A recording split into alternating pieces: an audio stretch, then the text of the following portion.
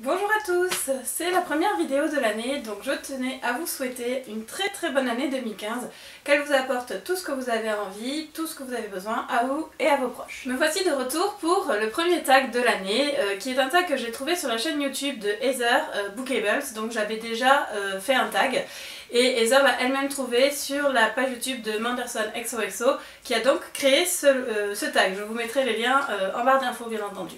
Le tag s'appelle Celebrity Book Tag. C'est parti!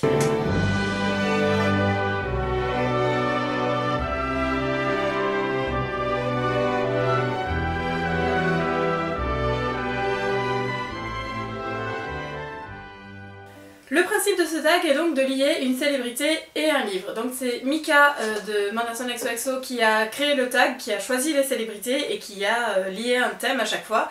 Et donc en fonction de ça, je vais donc essayer de trouver les livres qui correspondent le plus. On y va tout de suite pour la première question. Question numéro 1, Emma Watson. Un livre dont le personnage féminin est à la fois sexy et casse-cou. Et donc j'ai choisi de vous parler de Chasseuse de la nuit de Janine Frost, dont l'héroïne Kat est à mon goût à la fois sexy et casse-cou. J'aurais pu mettre aussi Merit des vampires de Chicago et Shirley Davidson de la série éponyme. Ce sont pour moi des héroïnes qui sont à la fois casse-cou et quand même avec un côté sexy et glamour que je trouvais bien pour associer à Emma Watson. Question numéro 2, Ryan Gosling. Un livre dont le héros est super torride. Alors là, pas de surprise, je vais donc vous parler de Beautiful Oblivion de Jamie Maguire avec mon chouchou Trent Maddox. Comme vous le savez déjà, j'ai adoré Travis dans Beautiful Disaster, Walking Disaster. Trent l'a vraiment détrôné et là bientôt je vais enfin recevoir Beautiful Redemption qui est sur Thomas. Et j'avoue que j'ai un petit peu peur que Thomas détrône son frère parce que c'est ce qui s'est passé avec Trent. Donc je sais pas trop, mais pour l'instant, Trent c'est vraiment pour moi le mec le plus torride qu'il m'ait été donné de lire récemment. Question numéro 3, Brad Pitt et Angelina Jolie. Ton couple fictif préféré. Mon couple fictif préféré, alors j'en ai plusieurs, mais celui qui sort vraiment du lot, c'est Jamie et Jérémy, qu'on voit pour la première fois dans Sacrifice, le tome 7, si je ne m'abuse, c'est ça, de la saga Femme de l'autre monde de Kelly Armstrong.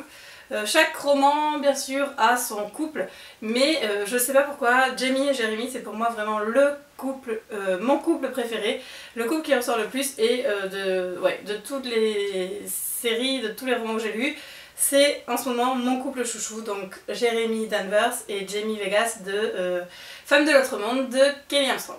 Question numéro 4, Shailene Woodley. Shailene Woodley qu'on a vu dans Nos étoiles contraires et dans Divergente, donc on voit beaucoup, et qui illustre donc un auteur que tu as découvert récemment et que tu adores. Sans grande surprise, mon auteur fétiche du moment est donc Colleen Hoover. Colleen Hoover, donc j'ai lu déjà 2 romans depuis le début de l'année et dont j'ai vraiment hâte de lire les autres. C'est une auteure que j'ai découvert avec Indécent dont je vous avais déjà parlé, qui est un de ses premiers romans traduits en français. J'ai lu ensuite Hopeless, j'ai lu Ugly Love et là je viens de lire Never Never qu'elle a écrit conjointement avec Taryn Fisher. Donc Taryn Fisher c'est une auteure dont les romans n'ont pas encore été traduits en France. Donc je pense que ma prochaine commande Amazon il y aura un roman de Taryn Fisher pour vraiment découvrir cet auteur. J'ai adoré Never Never, j'ai vraiment hâte d'avoir la suite et je voulais juste vous montrer le livre. Il est tout petit, il fait 150 pages mais il est juste trop beau et il me tarde vraiment d'avoir les 2 autres pour pouvoir lire la suite parce que le cliffhanger à la fin est juste énorme et c'est vraiment un roman que j'ai beaucoup aimé et une auteure dont je peux lire tous les livres les yeux fermés, je sais qu'à chaque fois je vais adorer. Question numéro 5, Josh Hutcherson. Josh Hutcherson, c'est super dur à dire, c'est donc Peeta dans Hunger Games. On va donc choisir cette fois-ci, vu qu'il est petit de taille, ton roman court ou ta nouvelle préférée. J'ai choisi une nouvelle qui est issue du livre Différentes saisons de Stephen King, que je ne l'ai pas, mais que je vais sûrement acheter bientôt, qui s'appelle en français Le Corps, The Body en anglais, et qui a été adapté au cinéma sous le film Stand By Me. Je ne peux que vous conseiller cette nouvelle, elle est vraiment super jolie, enfin tous les recueils de nouvelles de Stephen King, enfin ce que j'appelle recueil de nouvelles, ça va être Différentes saisons, Minuit 2, Minuit 4, Voilà, ce genre de livre où il y a 2 histoires à l'intérieur et je sais qu'elles sont toutes vraiment très bien.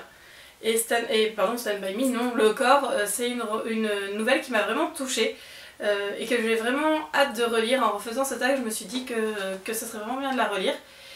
Et je me rends compte que je dis beaucoup vraiment, d'ailleurs si vous comptez le nombre de vraiment que je dis dans chaque vidéo, à mon avis, ça peut être un jeu. Donc voilà pour la nouvelle, c'est donc Le Corps de Stephen King. Question numéro 6, Dwayne Johnson alias The Rock. The Rock, vous savez, c'est lui. Et donc, pour illustrer The Rock, on va prendre mon plus gros livre préféré. Plus de 500 pages. Une fois de plus, ce n'est pas une surprise, mais mon plus gros livre préféré, c'est 22-11-63. Alors, on est large hein, pour les 500 pages, comme vous le savez, je vous en ai déjà parlé plein de fois, donc je ne vais pas m'étendre, mais pour l'instant, ça reste vraiment mon plus gros livre préféré, loin devant tous les autres. Question numéro 7, Leonardo DiCaprio. Leonardo qui est connu pour ses fins tragiques dans ses films. On va donc parler cette fois-ci d'un livre ou d'une série avec une mort vraiment bouleversante. Je vais essayer de ne pas vous spoiler, donc je vais juste vous dire le nom du roman, sans vous dire qui meurt. J'ai été très touchée récemment par l'instant précis où les destins s'entremêlent de Angélique Barbera, que j'ai trouvé sur le blog de Moody, quand elle a fait son bilan 2014. J'ai adoré, il est tout simplement magnifique et effectivement quelqu'un meurt dans ce roman et c'est... Je voulais vraiment pas que ce personnage meure et c'est vraiment bouleversant. Donc voilà, je vous en dis pas plus et je vous laisse découvrir ce roman qui vaut vraiment la peine d'être lu. Question numéro 8, Kristen Stewart. Et donc on va parler aujourd'hui d'un roman qu'on a trouvé ennuyeux. Je ne l'ai pas forcément, hein, je l'ai trouvé ennuyeux donc je ne l'ai pas gardé. C'est Les yeux jaunes des crocodiles de Catherine Pancol. Alors je vais sûrement pas me faire des amis, je sais que beaucoup d'entre vous, enfin beaucoup de monde a adoré les romans de Catherine Pancol. J'ai trouvé ça vraiment chiant. J'ai pas du tout accroché au personnage, au style de narration, à l'histoire, je ne crois que je l'ai pas fini d'ailleurs, et j'ai sûrement pas lu la suite, on m'a raconté donc je sais en gros de quoi ça parle. Non, c'est une auteure pour laquelle je n'ai vraiment pas accroché et j'ai vraiment pas envie de lire ses autres livres. Question numéro 9, Ian Somerhalder et son chat. A priori, Mika cherchait quelque chose de mignon, et donc elle a trouvé Ian Somerhalder et son chat. On va donc parler du roman le plus mignon que j'ai dans ma bibliothèque. Il s'agit de Pour un tweet avec toi de Teresa Medeiros qui m'a été offert par Yaris quand on a fait le premier swap organisé par la Malle au Livre qui était sur le thème de la romance. Je suis tombée amoureuse de ce roman, de cet auteur. Il est tout mignon. Il est vraiment mignon parce que est triste et émouvant et on se laisse prendre très rapidement à cette histoire. Il n'est pas très gros, hein, il fait 285 pages. C'est un bonheur, c'est juste une petite bouffée de bonheur et de mignonnerie et de trucs trop choux. Donc je vous conseille fortement Pour un tweet avec toi qui est un roman vraiment adorable. 10e et dernière question, Jennifer Lawrence. Jennifer Lawrence, Katniss Everdeen de Hunger Games, et donc qui est pour beaucoup parfaite, et nous allons parler du roman ou de la série Parfaite. Cette série je ne l'ai pas, je ne l'ai pas achetée et je vais pas tarder à le faire en anglais parce que j'ai adoré. Vous savez que j'aime beaucoup les dystopies, j'en ai lu pas mal, mais celle-ci pour moi est vraiment la plus parfaite de toutes les dystopies. Il s'agit donc de la trilogie Légende de Mary Lu qui est parfaite du début à la fin. Tous les personnages sont intéressants, il n'y en a pas un seul qui est un peu plus pénible que l'autre. L'histoire est très bien construite, on enchaîne les tomes sans s'arrêter et la fin est grandiose. C'est la fin la plus parfaite de toutes les séries que j'ai lues, sans hésitation. C'est pas ce que j'aurais voulu, mais c'est pile poil ce qu'il fallait.